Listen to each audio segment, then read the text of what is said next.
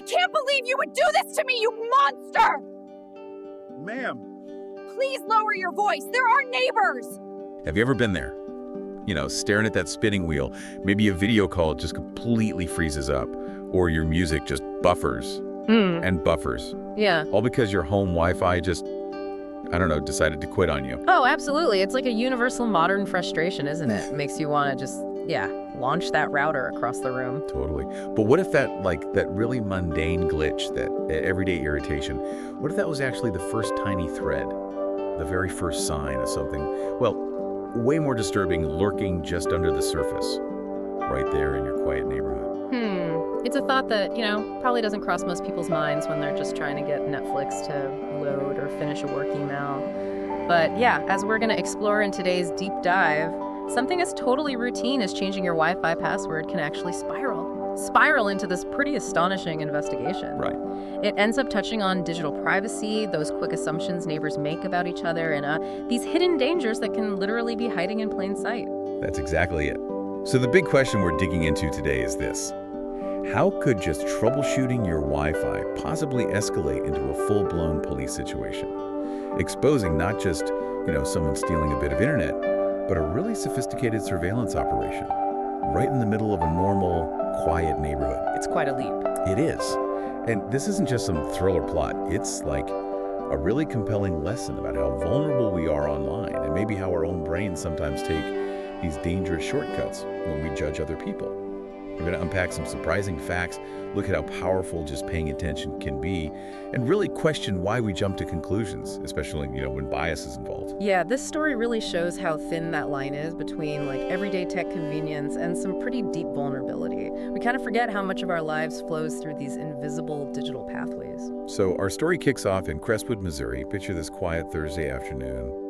And we meet Darius Coleman. Now, Darius, he's not looking for attention. He really values his privacy, keeps to a pretty predictable routine. Works from home, right, so that internet connection is crucial. Exactly. It's his lifeline, basically. He keeps his yard immaculate, almost obsessively neat. And he really only talks to neighbors when he absolutely has to. Most people just leave him alone, which honestly is exactly how Darius prefers it. He just wants peace and quiet. And that desire for quiet, for being left alone, that's actually pretty key here, isn't it? It sets the stage. He wanted this calm, predictable life, and what happens is, well, the complete opposite. Right. And the irony is that very desire for privacy kind of made him seem suspicious to some, which really kicks things off. Yeah, it's wild. But even the quietest lives hit tech snags. Right. So Darius finishes a long morning of work, probably looking forward to unwinding. But no, his Wi-Fi's been acting weird, really slow. The buffering, the lagging. Exactly. Video calls are choppy, streaming music is skipping, just infuriating. And his first thought, totally normal one. My internet provider's messing up again. Yeah. We've all been there. Oh yeah, that's the default, isn't it? Blame the provider. How many times have we all done that? Muttered about speeds, thinking it's the service or maybe the router's just getting old. It's such a common thing. Totally grounds the story, makes his frustration feel real. Right. It's a problem millions of people deal with every day. But Darius, he's meticulous, right? And this wasn't just a quick blip, it was dragging on. So instead of just rebooting the router again, he decides to, dig a little deeper. Yeah. Which, luckily for everyone, turned out to be the right move. He actually checks the settings. Yeah, opens his router settings on his phone. Something a lot of us probably don't bother with or maybe find a bit intimidating. And that's when he sees it, kind of buried in the list of connected devices. An unrecognized device. Ooh, okay. Not just a random code. No, that's the thing. It wasn't just like Android F3B7. It was labeled intentionally. It said Crestwood IO1. Crestwood IO1. Okay, that sounds specific. Right. And immediate red flags for Darius. He lives alone. He knows what's connected to his phone, his laptop, the TV. That's it. He definitely doesn't hand out his password. Yeah. So Crestwood I01, that means someone else is on his network, using his internet. Unauthorized access. That's a big deal. Yeah, he's annoyed. More than annoyed, actually. Like violated, your home Wi-Fi. It feels private. Yeah. So he does what we should all do more often, kicks every unknown device off, resets the password. Smart move. Basic security hygiene. Totally. He even steps outside to get a better signal while he's typing in the new password, leaning against the side of his house, focused on his phone screen. And that simple act, just resetting his Wi-Fi password, that's the exact moment everything pivots, everything changes. Okay, let's just pause on that. Because this tiny act of tech troubleshooting, it leads him down this rabbit hole he absolutely did not expect. And it really hammers home why checking who's connected to your network is so important. Yeah, it's not just about speed, is it? Yeah. No, not at all. It's about security. Knowing who or what has access. Most routers let you see this list now through an app or a website, but so many people just don't look. They assume it's fine. Right, they assume it's just their stuff. Exactly. But finding an unknown device like Crestwood Iowa 1, that's a massive red flag. It means someone's not just maybe freeloading, they could be doing something much worse. So while Darius is outside, laser focused on his phone, Yeah. fixing his Wi-Fi, enter Melanie Foster. His neighbor. The neighbor. Yep. Watching from her kitchen window. She sees Darius leaning against his house. Yeah, but to her, it doesn't look like he's fixing something. He's staring hard at his phone, fingers flying. And to Melanie, that looks suspicious. Actively suspicious. And this is where that pre-existing bias really kicks in, huh? Because her distrust wasn't based on anything real he'd done? Not at all. It was just because he was quiet, kept to himself, Yeah. didn't do the block parties, didn't chit-chat much. He was just different. The outsider. So anything he does gets viewed through that lens of suspicion. He didn't fit her idea of a good neighbor. Pretty much. His quietness, his neat yard, it felt off to her. So seeing him hunched over his phone like that, her brain didn't go, oh, maybe his Wi-Fi's down. No, it went straight to Hacking. She just knew it, felt it in her gut apparently. No idea what or why, but her mind just twisted what she saw to fit the narrative she already had about him. Classic confirmation bias. Wow. And based on that gut feeling alone. She grabs her phone, dials 911. No. Seriously. I know. Without any actual evidence? None. Yep. Her report was totally vague. Something suspicious next door, she says. He's up to something, I just know it. Just repeating her bias over and over to the dispatcher. It's a scary leap, isn't it? From feeling to calling the police. It really is. It shows how fast assumptions, especially biased ones, can just explode into accusations with real consequences. That gut feeling. Sometimes it's right, but man, when it's wrong and fueled by prejudice. Yeah, it makes you think, doesn't it? Yeah. About our own biases, how we judge people, and the danger of acting on those judgments without facts.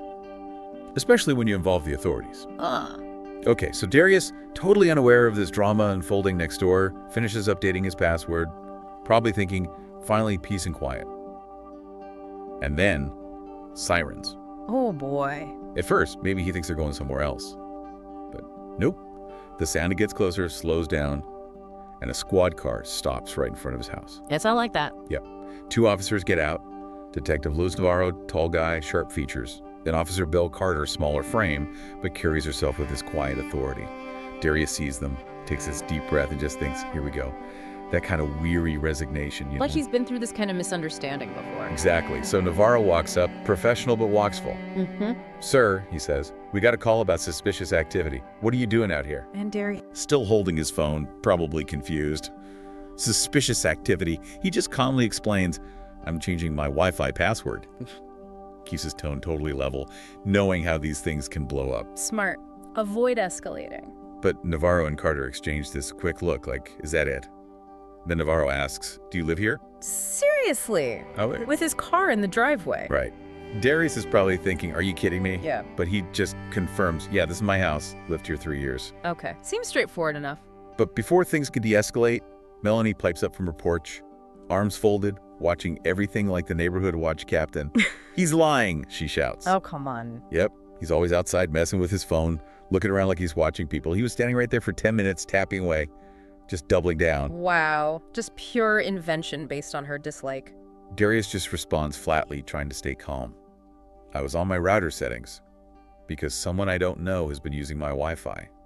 Simple truth. Makes perfect sense. But Melanie scoffs.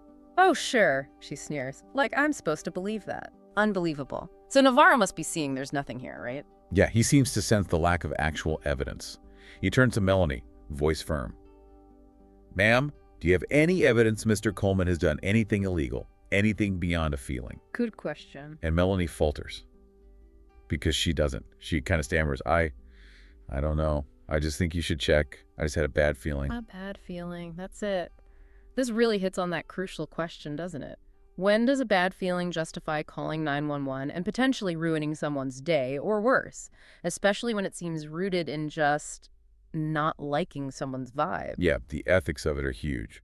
wasting police time, Yeah. targeting someone unfairly, and maybe missing the real problem. So Darius is standing there, probably grinding his teeth. He knows he shouldn't have to prove he's innocent, but he also knows how these things can go sideways. Especially with her standing there fueling the fire. Exactly. So reluctantly, he's like, fine, size, unlocks his phone, pulls up the router settings again, holds it out to Navarro. Here, look. He actually shows them the router interface. Yep. And Navarro leans in, scanning the screen, and his whole expression changes. That skepticism, gone, replaced by this sudden sharp focus. Because right there, plain as day, Crestwood IO1. Ah, the plot thickens. He sees it. He sees it. Navarro's voice shifts, gets serious. Who owns that device, Mr. Coleman? Darius just says firm, not me. And Officer Carter. Her eyebrows shoot up. So someone has been using your Wi-Fi without permission. Darius nods, but then he adds, looking straight at Navarro. And I don't think they were just stealing internet. Look at the logs. It's been running nonstop. Someone's been watching. Watching. Okay, that changes everything. Totally. Navarro's posture changes. He gets it now. This isn't just some neighbor squabble anymore. Melanie, over on her porch, starts looking really uncomfortable. Her whole Darius is the bad guy theory is just collapsing. Yeah, I bet. She asks, voice kind of shaky, wait, what do you mean, watching? Darius turns to her. His look is cold. I mean, someone has been spying, Melanie.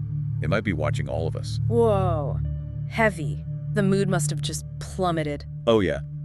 Total silence, just dread hanging in the air. Melanie looks genuinely shaken now, pale. So Navarro takes charge. Immediately. Voice sharp, authoritative. All right, Mr. Coleman, let's get inside. I want to see exactly what we're dealing with. Darius leads them in. Probably still simmering, right? He did nothing wrong. Now his house is involved because of her accusation. And Melanie follows them in, even after accusing him. Yeah, she hesitates. But this feeling, this cold dread, makes her follow. She needs to know what's going on. I can imagine. Suddenly it's not about him anymore. So to get inside, Darius puts his phone on the table, mirrors the screen onto his laptop. Bigger view now. And there it is again. Crestwood, IO1. Still connected. Still active. Still there. Wow. Carter leans in, looking grim. Asks if he can tell what kind of device it is. Darius starts clicking through the logs, looking at the activity, and then he just freezes. What did he find? Navarro notices right away. What is it, Mr. Coleman? Darius swallows hard. His voice is like barely a whisper. It's been accessing camera feeds. Camera feeds? No way. Dead silence in the room. Melanie whispers, what camera feeds? Darius turns the laptop, shows them the screen. A live feed flickers up. Mine, he says. Just that one word, heavy with violation. My home security cameras. Someone's been logging in, watching my live feeds. Oh my God. Spying inside his house through his own cameras. Carter's like, are you serious? Yeah. Darius confirms, exactly. And it looks like they've been recording too. But then it gets worse. How could it get worse? He keeps scrolling. His system flagged multiple IP addresses accessing cameras. Some were his, yeah, but others. Others were from different homes in the neighborhood. Not just him, they were watching others too. Yeah. Oh, this is bad, Darius murmurs. Navarro's right there. What do you mean bad? Darius points to the list of IPs. Whoever this is, they're not just watching me, they're watching other people. They've compromised multiple security systems. This is huge. A neighborhood-wide breach? Melanie must be freaking out. She's shaking her head, no, that's impossible. But Darius looks right at her. You sure, Melanie? He clicks another log. A new feed pops up. A hallway. A living room. A bedroom. Don't tell me. Melanie gasps. Chokes. Wait, that's... She recognizes it instantly. It's her house. It's her house. Yeah. Every detail. She stumbles back, hand over her mouth. The horror just washes over her. She was so busy pointing fingers at Darius, and the whole time, someone was watching her inside her home. That is terrifying. Yeah. Absolutely terrifying. How were they doing it? Navarro asks the same thing. Darius pieces together. My guess, someone set up a fake network, a rogue access point. Like a fake Wi-Fi signal. Exactly. Something that looks legit, maybe named like the cable company or free public Wi-Fi. People connect, maybe automatically, maybe thinking it's stronger, and boom, their device is compromised. That's the man-in-the-middle attack Carter mentioned, right? Precisely. Carter confirms it. It's insidious because it exploits our trust, our desire for easy connections. The attacker sits between you and the internet. So all your traffic goes through them first. Yep. Logins, passwords, emails, and apparently access to smart home devices like security cameras. They could harvest data, install malware, or just watch. Like here. Melanie must have been devastated, asking if they'd been watching her family. Yeah, her voice was shaking. Darius just had to confirm it. That's exactly what I'm saying, Melanie. They saw everything. She just sinks into a chair, trembling. It really hits home, doesn't it? How vulnerable we are. This isn't just about a nosy neighbor anymore. No, it's a chilling reminder about digital security. Your home network, your smart devices, the dangers are real and often unseen. Okay, so Navarro, he's not messing around now. This has gone from 0 to 60. He gets on his radio, calls for cybercrime support, urgent. Understandable, this is way beyond a patrol call. He says to Carter, this is bigger than we thought. This isn't just stealing Wi-Fi, running a surveillance network that's multiple felonies. Carter agrees. They need to shut this down fast. Meanwhile, Darius is still at the laptop. Yeah, he's digging deeper now. Urgency, right? He knows enough about networks to try and trace where this data, these camera feeds, are actually going. He's looking at IP logs, data routing. Trying to find the source. And then he freezes again, just stares at the screen. Oh. Wait, he murmurs, this can't be right. What now? Navarro asks what he's found. Darius slowly turns the laptop. The data. It isn't going to some random server far away, he says, voice hushed. It's being sent to an address right here, in the neighborhood. Locally, someone nearby is doing this. Melanie must be horrified. Eyes wide. Someone we know. Darius nods grimly. It's coming from a house just a few doors down. Navarro tells him pinpoint it. Exactly which house. Can he do that? He works fast, cross-referencing timestamps, signal strength, triangulating. And within minutes, he's got it. An exact address. And his stomach just drops. He knows the house. And Melanie. She knows it too. She whispers like she can barely breathe. No, that's... Darius cuts her off, voice flat, heavy. That's Brandon's house. Brandon Foster, Melanie's own nephew. Her nephew, the college kid living with her. The very same one. The quiet kid, always on his computer, barely socialized. Suddenly, that whole picture makes a horrifying kind of sense. Oh, man. Melanie must have just crumpled. Face goes white. No, Brandon wouldn't, she cries out, total denial. But you can see the doubt creeping in that awful whisper. What if it is? So they have to confront him. Carter says they need to talk to him now. Melanie, torn apart, agrees to take them. Navarro tells Darius to stay put, secure his network, which must have felt ironic after everything. Yeah, after being the accused, now he's told to wait while they confront the real culprit living next door. Crazy. Did you imagine that walk down the street for Melanie? Leading the police to her own nephew's room? Her hands must have been shaking like leaves. Every step probably felt like lead. That denial warring with the dawning horrible possibility. It can't be him. But what if it is? She gets to her door, fumbles at the keys, calls his name. Silence. Navarro and Carter exchange a look, go inside. We're going up, Navarro says. Melanie just wraps her arms around herself as they head upstairs to Brandon's room. Door closed. Shut tight. Navarro knocks hard. Brandon, police, open the door. Nothing. Then finally, movement inside. A chair scrapes. Footsteps. Sense. Carter says, open the door now, Brandon. Slowly, the knob turns. The door opens. And there's Brandon, looking startled, nervous, eyes darting everywhere, fidgeting. What's going on? He asks, voice tight. How does Navarro handle it? Straightforward. Brandon, we believe you've been accessing private security cameras, setting up rogue Wi-Fi, compromising homes. Explain that. Brandon tries to scoff it off. What? That's crazy. I don't know what you're talking about, but it sounds totally fake. Body language giving him away. Totally. Carter steps in. Mind if we check your laptop, Brandon? He goes defensive. You don't have a warrant. The last refuge. Navarro gives him one last chance. We can get one, Brandon. And we will. Yeah. Or you can tell us the truth now. Before this gets worse, this is a felony. Long pause. You could cut the tension with a knife. And he cracks. Yeah. Big exhale, looks down, runs a hand through his hair. Look, I didn't mean for it to get this far, okay? Tries to downplay it. I wasn't doing anything illegal. Navarro cuts him off. Then why is your IP linked to breaches all over the neighborhood, including your aunt's house? That must have hit home. Brandon freezes. Melanie pleads, Brandon, tell me you're not involved. He looks at her, and the mask just shatters. Shame, regret. It started as a joke, he mutters. Just wanted to see if I could get into someone's Wi-Fi to prove I could. So he admits hacking the network. Navarro presses him, and he nods. Just once. Melanie gasps. And the cameras. He keeps talking, like a dam bursting. It was just a prank. But then I saw the security cameras, and I got curious. Curious. Carter called him on that, right? She did. Coldly. Curious, Brandon, or obsessed? He just stays silent. Couldn't answer. Navarro asks how many people he watched. Emmy answer. Barely audible. I don't know. Melanie staggers back. Oh my God. Brandon looks at her, tears start. Well, I swear, Aunt Melanie, I wasn't hurting anyone. But the damage was done. Navarro cuts him off. No more excuses. Brandon Foster, you're under arrest for unauthorized access of a computer network and unlawful surveillance. Brandon pales, tries to stammer an explanation, but Carter's already cuffing him. And turns away, shoulders shaking, just sobbing, the realization crashing down. Darius was right. Her suspicions were totally wrong, and she called the cops on him while the real danger was her own nephew living under her roof. Devastating. So they lead Brandon out, head bowed, cuffed.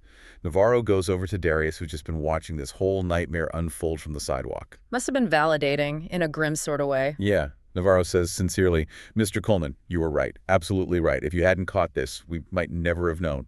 You uncovered it all. Acknowledging his role, that's important. Darius just takes this long, slow breath, looks at Brandon being put in the car, looks at Melanie devastated on her porch. Then he says, voice calm, but with this sharp edge of irony, you know what's crazy, detective? I was out here minding my own business, changing my Wi-Fi password, basic security, and I'm the one who got the cops called on me for being suspicious. Oof, that lands hard. How did Melanie react? She flinched, like his words physically hit her. She just murmurs, full of contrition, I was wrong. I made an assumption. It was completely unfair. I apologize, Darius. What did Darius say to that? He lets it hang there a second, then just says, quiet but firm, I don't need an apology, Melanie. Just do better, observe, listen, try to see beyond your first impressions. And then he just turns and goes back inside his house. Wow. Powerful. Just leaves her there to deal with the mess her assumptions created. Exactly. She's left alone, squad car gone, nephew gone, realizing the truth was right there, but she was blinded by her own bias. Yeah. A hard, hard lesson. This whole story, it's just layers, isn't it? Perception, truth, technology, human judgment. It really is. More than just a tech crime story. So what's the takeaway here for everyone listening? This whole situation with Darius, Melanie, and Brandon. It's just such a stark reminder, isn't it, to really question our snap judgments, especially if they feel biased. Definitely. And it's also a huge wake-up call about our digital security, how vulnerable we can be without even realizing it. It underlines why critical thinking is so vital, not just online, but in how we interact with people face-to-face, too. Right. Instead of jumping to conclusions, maybe take that extra second. Observe. Listen. The truth is often way more complex than that first impression. And this whole man-in-the-middle thing, it's not just jargon, it's a real threat. It shows why we need strong, unique passwords for everything, especially smart devices. Use multi-factor authentication when you can. Maybe even think about separating sensitive stuff like cameras onto a different network if you can. Yeah, absolutely. So think about it. Is there a Crestwood IO1 maybe lurking on your network right now? But also, is there a bit of Melanie Foster in us sometimes? That part that's maybe too quick to judge without the facts. That's a challenging thought. It is. How can we get better at making informed judgments in this crazy connected world? What little steps can you take starting today to lock down your digital life and challenge your own assumptions about the people around you? Because sometimes, as this story shows so clearly, the real danger, the big threat, it's not where you expect it. It might be hiding right there in plain sight.